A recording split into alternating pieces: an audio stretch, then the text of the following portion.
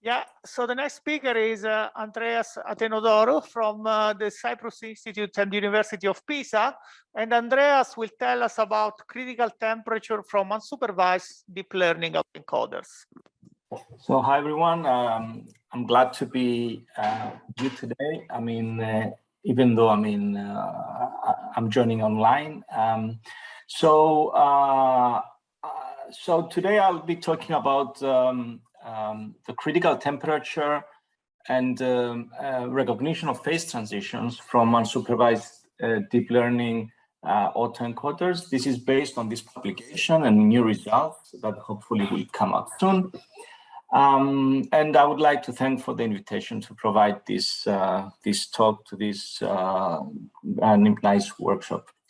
So this is an outline of my presentation. I'll say a few words about the motivation. Then I will just spend, very briefly, I will talk about machine learning. I'm pretty sure you know much, and so I don't need to say a lot. And then I will explain what deep learning autoencoders are. Then I will move to the Ising model, namely the two-dimensional ferromagnetic Ising model, where I will demonstrate how we can use the autoencoders to extract the critical temperature in a better accuracy than what the usual analysis of the order parameter gives. And then I will move to further extensions in three-dimensional, four-dimensional Ising model and POTS model, and then I will conclude. So general goal, and what I wanted to do when I started investigating this problem is imagine that we have a model that such as, for instance, the two-dimensional Ising model, and we can create configurations over a range of temperatures. And I would like to know whether, by feeding all these configurations to an autoencoder, an unsupervised machine learning could tell us where the phase transition is and what the critical temperature is, for instance. So this could be, of course, the two-dimensional Ising model or the POTS model, or I don't know, SU2 or SU3. So this is something that basically evolves. So we started from a very basic model, and we build on this model. And we would like to know whether this method can bring new information and new tools into the game of recognizing phase transitions. So what are the physics goals, that we wanted to extract from this investigation? We know that conventional Markov chain Monte Carlo algorithms, are suffering with critical slowing down, especially when the updates are local, which could also lead to difficulty in pinpointing the critical temperature because, observables are also, one has to move to the infinite volume, to the thermodynamic limit. And therefore we could have finite volume effects that could be an obstacle to pinpoint the critical temperature. Now, regarding the algorithmic goals, we want to understand the domain of applicability of autoencoders and also what the limitations of these autoencoders are. Now, we know that machine learning is about, machine learning is a broad field of research. It can be used in several different ways, in inverse problems, for instance, or pattern recognition. I'm mostly thinking of machine learning as a way to classify data sets, and since it's since one of the most famous application of machine learning is recognizing features in icons and photos, I always think of machine learning in terms of data sets being, let's say, pictures. Okay, so we could have supervised machine learning, which is a classification. We train an algorithm so that it could identify the class or let's say the label of a data set. And there's also the unsupervised machine learning, which is basically if we have, let's say, a pool of data sets that have some similarities, or they can be grouped into 2 or more, let's say, subgroups. Then this unsupervised machine learning could do a classification and tell us which data set belongs to which group. And we could also have the reinforcement learning. I'm interested in the unsupervised case.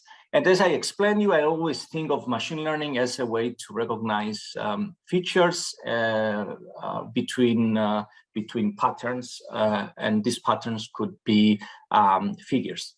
So the first thing that comes to my mind is the magnetic and paramagnetic transition in the 2-dimensional Ising model, where we could have the low temperature regime where the Z2 symmetry is broken. And we could have all spins up or down, and we could also think of the hot case where all spins are disoriented, and therefore we could distinguish these two regimes. So this could, this could be a good example where we could identify where the phase transition is and where, what the critical temperature is. Of course, here the order parameter is linear, so we could also think of cases where the order parameter is not linearly. It does not linearly depend on the fields, but things become more difficult there. So we started with a very basic idea of investigating the 2-dimensional Ising model. There is, a lot of work going on in both unsupervised and supervised. I'm sorry, for sure I missed a lot of names here. The list is huge, also in supervised and unsupervised cases. So I'm interested in the unsupervised case, and there's a question whether we can extract thermodynamic quantities and whether we can define new observables. So what is a deep learning autoencoder? So a deep learning autoencoder is a way to learn features in a given data set hierarchically by performing the so-called dimensionality reduction. So an autoencoder encodes the input data, this X here, from the input layer into the latent variable. So basically, we can provide, let's say, a data set which I don't know. It consists of 100 numbers, and then we can strip it down through this bottleneck down to a few numbers. Which basically hold the main characteristics of this data set. Okay. So an autoencoder encodes the input data from the input layer into the latent variable Z, and then it compresses that latent variable into an approximation of the original data. So it tries to approximate the original data just by using the latent variable, which could be either 1 or 2 or 3 numbers. One can choose, of course, how many latent variables to use. So what actually the autoencoder do is that they learn to ignore the noise and recognize the significant characteristics of the input data. So if the significant characteristic is actually the phase in which a configuration belongs to, then this deep learning autoencoder should be able to recognize this feature. So this is a typical neural network. I'm pretty sure that you have seen. You have seen that a lot of times.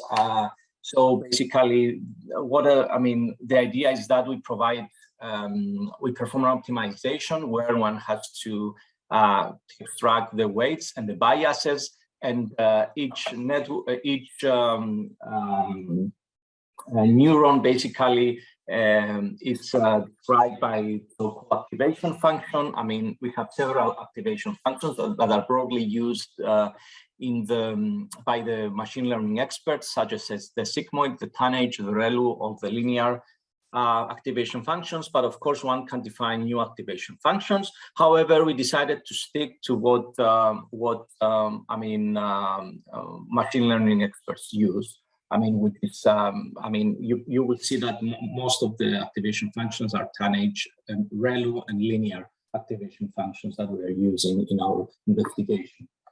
Now let's go to the dimensionalizing model. So we know that one dimensionalizing model is not interesting. There is no phase transition. So we wanted to move to something a bit more complicated where the phase transition, can be observed. So what we do is that we investigate the two-dimensionalizing model, which is a simple description of ferromagnetism. This is the Hamiltonian, where we just took the nearest neighbor, and we set the external magnetic field to be equal to 0. Now the observables is the magnetization that we all know. And the two-dimensionalizing model has a second-order phase transition. We can define the magnetic susceptibility and the heat capacity, which can actually pinpoint where the critical temperature is. And close to the criticality, we know that the behavior of these quantities is governed by the so-called critical exponents. Now, what is the procedure that we use to investigate the latent variable? So basically, as I explained, okay, the autoencoder, it encodes the input data X from the input layer to this latent variable, and then that compresses the latent variable into an approximation of the original data. So we can define these functions, G phi and F theta, okay? So the reconstructed input is actually phi of theta applied on G, F of theta applied on G phi, which has been applied on X, which is the input. Now, the autoencoder learns together the parameters phi and theta, and actually this, function here can approximate an identity function. Ideally, of course, it is never. We never achieve the identity function because, through this bottleneck, basically we lose, enough information that this identity function does not hold. Okay, so the criterion to perform this optimization is to minimize the mean square error, which is given by this expression here. So the procedure is that we use 8 layers, which are fully connected, and we have a single latent variable. So imagine that we have a configuration, and this configuration is mapped basically to just one number, which is a so-called latent variable.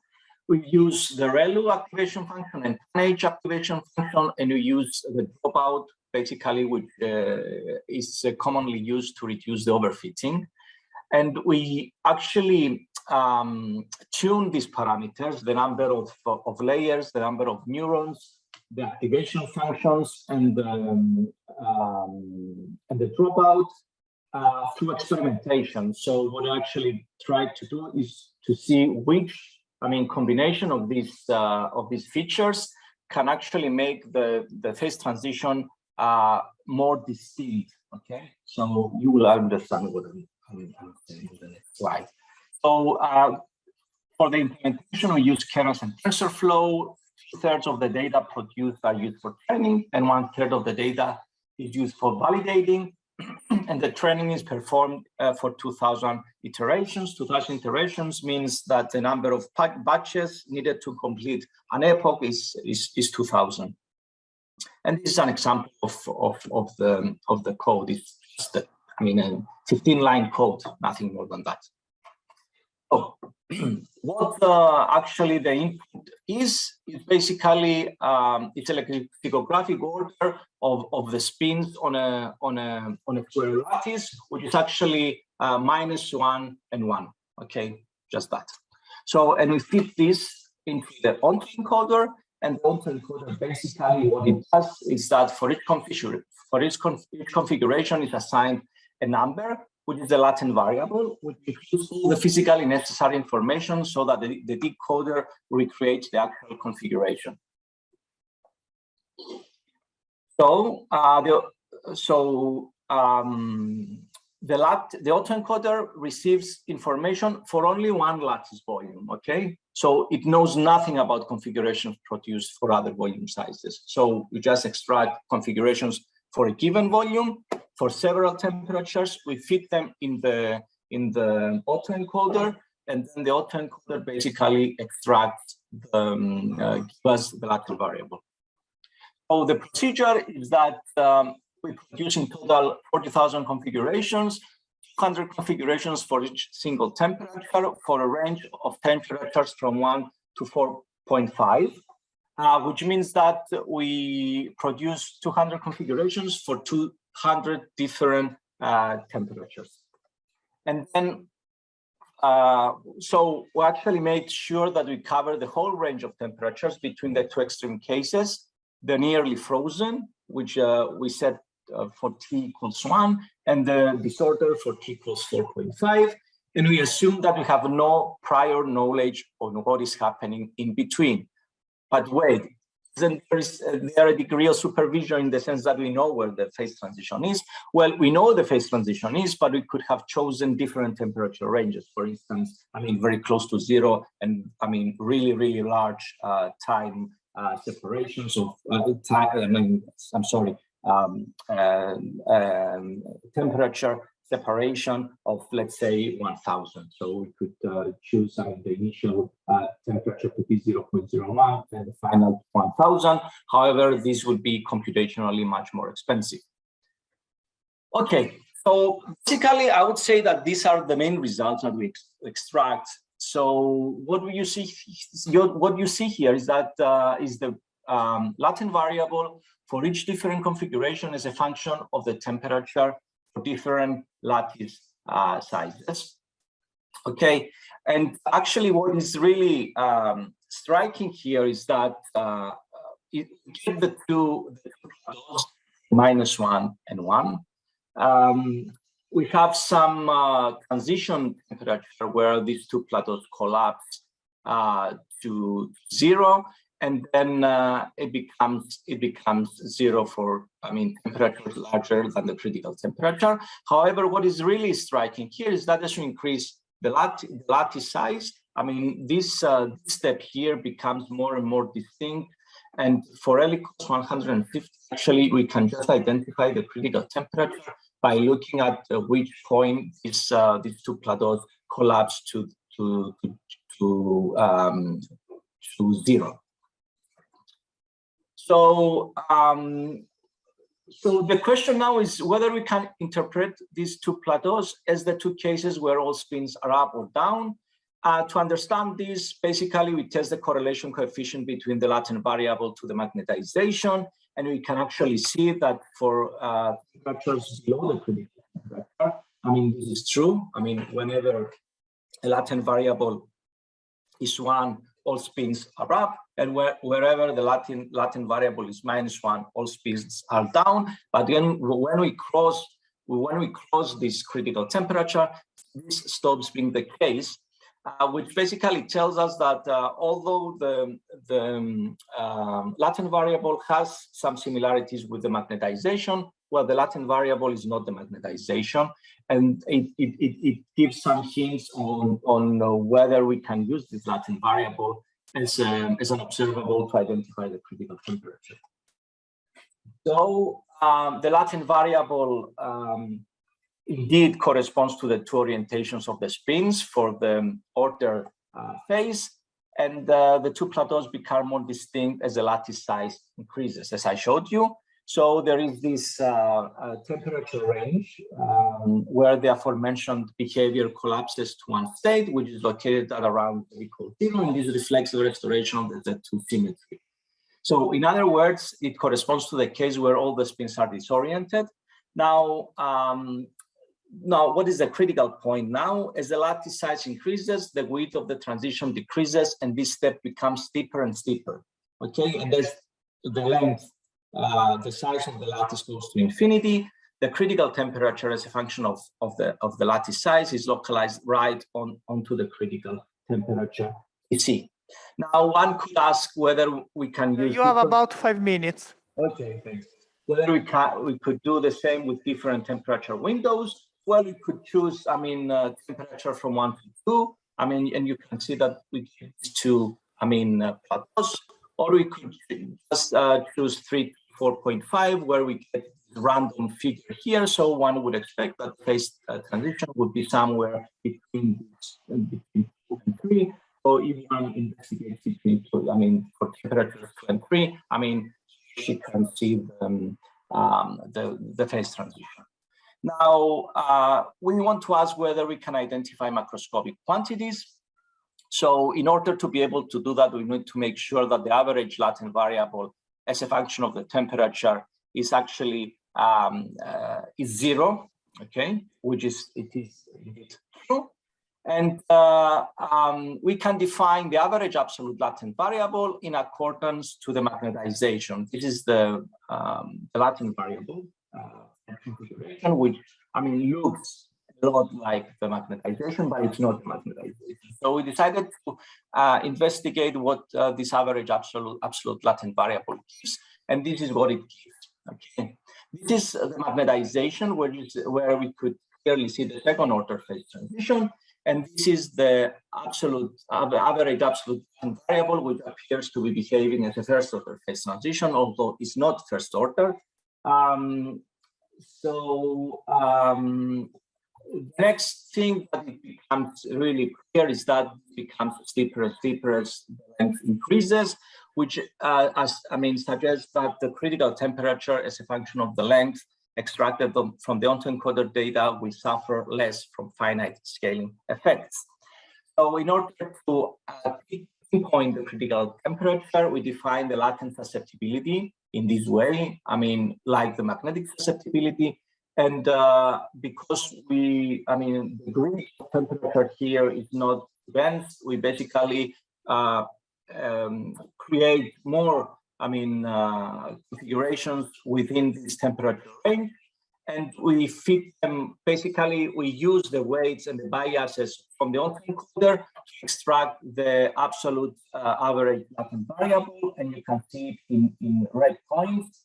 And you can see that actually that agrees perfectly with what the training has provided, which is it's a clear evidence that our method does not suffer with overfitting. And at L equals 150, you can see that this becomes really, really steep. It becomes like a step function. Now, this is the latent susceptibility versus the magnetic susceptibility. You can see that this is more narrow, and it has a higher peak. And from these peaks, you can extract the critical temperature.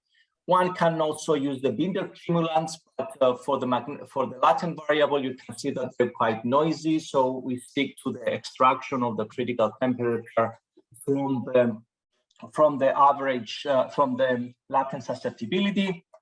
You can see that this is the critical temperature as a function of L for the magnetic susceptibility and as a function of L for the latent susceptibility. I'm sorry. And you can see that the error bars are much smaller, and they extrapolate to the right critical temperature. So these are our results. I mean, where you can see that the critical temperature can be extracted to a very good accuracy, and in a better accuracy compared to the magnetic case. And actually, what it tells us it does is that the critical temperature can be extracted to an adequate accuracy. We observe the Z2 symmetry breaking. Configurations from latent variable are from a different universality class, but share the same critical temperature as the L goes to infinity. And the latent variable suffers from small finite volume effects and can help in constructing obstacles with small finite volume effects. Exactly the same case can be observed for the antiferromagnetic phasing model. I mean, since antiferromagnetic is connected with the ferromagnetic via a bijective map, one would expect that the phase transition could also be visible in this case. And these are actually our results. I mean, they're exactly the same as before. And this is also the average absolute latent variable. So it seems that we get the same behavior. Now, 1 minute, Andreas. Sure, I'm concluding now. Okay, so actually the same cannot be observed in the three-dimensionalizing model, with the only difference that if we use linear activation functions throughout the neural network, the latent variable is nothing else but the order parameter. You can see that this doesn't change as we increase the length. This is the latent variable for a tanh activation function. It becomes steeper at the critical temperature. The same can be observed in the for the four-dimensionalizing model. We get behavior equally here, and also for the POT model, we can extract the 4 states in the 4-state case and the 3 states in the 3-state case, and the critical temperature as well. So I would say that we define new observables, which is the latent variable and latent susceptibility. We can determine the critical temperature to an adequate accuracy, and we can extract the critical temperature as a function of the length with small finite scaling effects. And what I find really amusing is that we can detect broken center symmetry of the underlying group. So this is the two-dimensionalizing model. For instance, you can see the Z2 case here, the Z3 in the two-dimensional, and the Z4 in the two-dimensional 4-state POT model, and the continuous, center symmetry in the two-dimensional XY model that we've also investigated. So, and we observe that there are significant effects on the choice of activation functions on the order of the phase transition. So we need to test theories where the order parameters are not a moment of the field variable. We want to know what other information can extract by considering more latent variables. And we would like to look forward to gauge theories, for instance, Z2, which is dual to Ising, but as a proof of concept, we would like to investigate that, the compact U1 and SUN. And we would like to, something that I would also like to see, whether I can use supervised or unsupervised investigation of topological field objects in statistical system and quantum field theories, such as instantons and Olsen vortices. So closing, I would like to thank my collaborators, and thanks a lot for your attention. So if you have any questions, I'll be more than happy to answer them. Thank you, Andreas. Let's thank Andreas for his talk.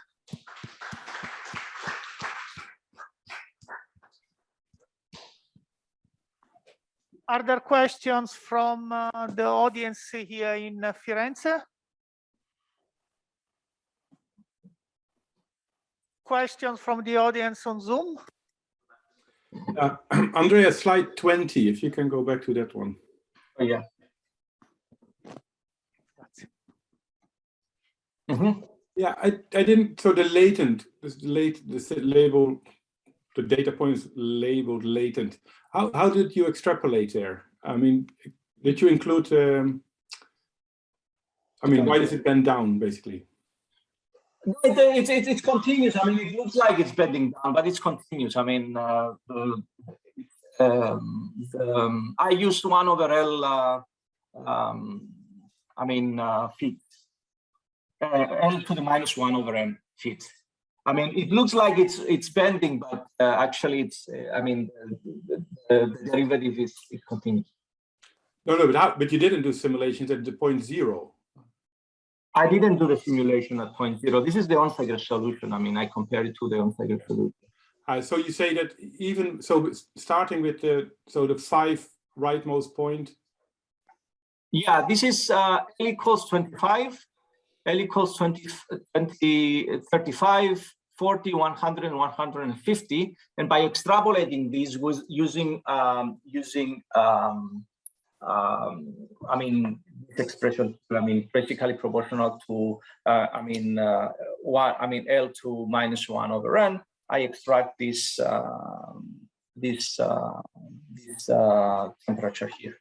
Okay, so you get two parameters. The temperature and the critical exponent are both fitted, so to say. Yeah. Yeah, exactly.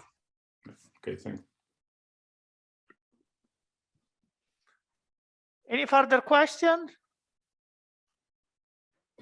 So if there are no questions, let's thank Andreas again.